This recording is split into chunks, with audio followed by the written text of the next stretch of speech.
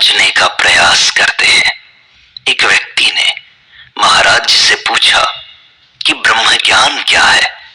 उस पर महाराज जी ने कहा, ज्ञान अद्वैतावस्थान रूप है तथा ज्ञान अभ्यास अद्वैत भावना है, किंतु यह भावना कर्तृजन्य नहीं होती।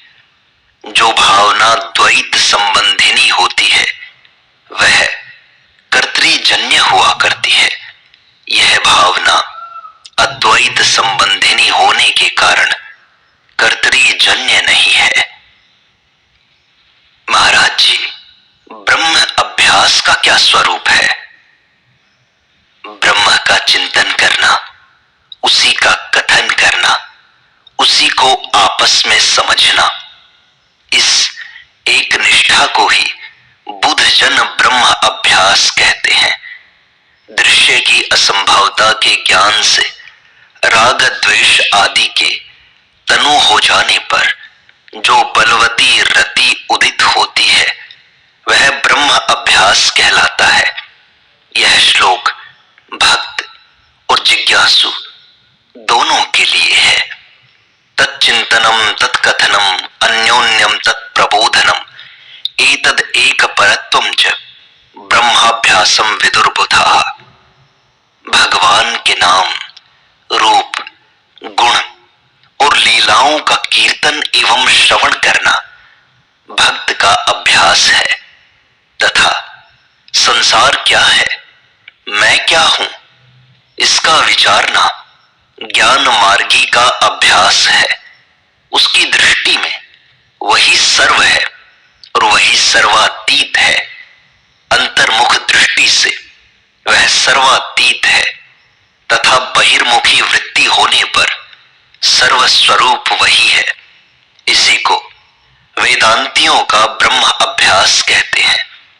किंतु इनमें अन्वय रूप अभ्यास वही कर सकता है जिसे स्वरूप का बोध हो गया है। जो अतत्वज्ञ है, जानता नहीं है, वह इस अभ्यास का अधिकारी नहीं है।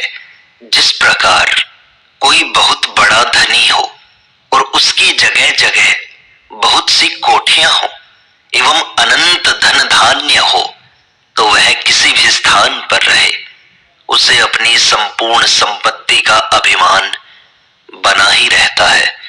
वह जानता है कि मेरी संपत्ति सर्वत्र है, इसकी आवश्यकता नहीं कि वह सारी संपत्ति उसके सामने ही रहे। इसी प्रकार जिसका यह दृढ़ निश्चय है कि सारा प्रपंच मेरा ही स्वरूप है, उसके लिए गोलोक, वैकुंठ, स्वर्ग, नरक सब उसी का स्वरूप है। उसी का नहीं, वस्तुतः वही है। हाँ, साधक को तो निषेध का ही आश्रय लेना चाहिए, परंतु उसी में रह जाना बड़ी भारी कमी है। इससे न तो पूर्णता ही होती है और न राग द्वेष का अत्यंत अभाव ही। इस प्रकार का अभ्यास करते करते जब बोध की दृढ़ता हो जाती है तो स्वयं ही उसकी दृष्टि में सारा प्रपंच आत्म स्वरूप हो जाता है।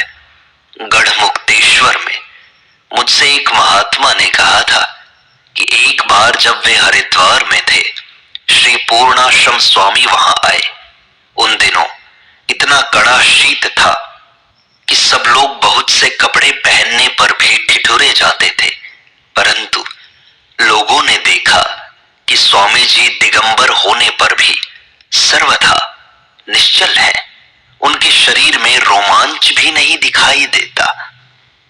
कुछ महात्माओं ने उनसे इसका कारण पूछा तो स्वामी जी ने एक श्लोक बताया जिसका अर्थ यह है, तुम सूर्य हो, तुम चंद्रमा हो, तुम पवन हो, तुम अग्नि हो, तुम जल हो, तुम ही आकाश हो, तुम भूमि हो, तुम ही आत्मा हो।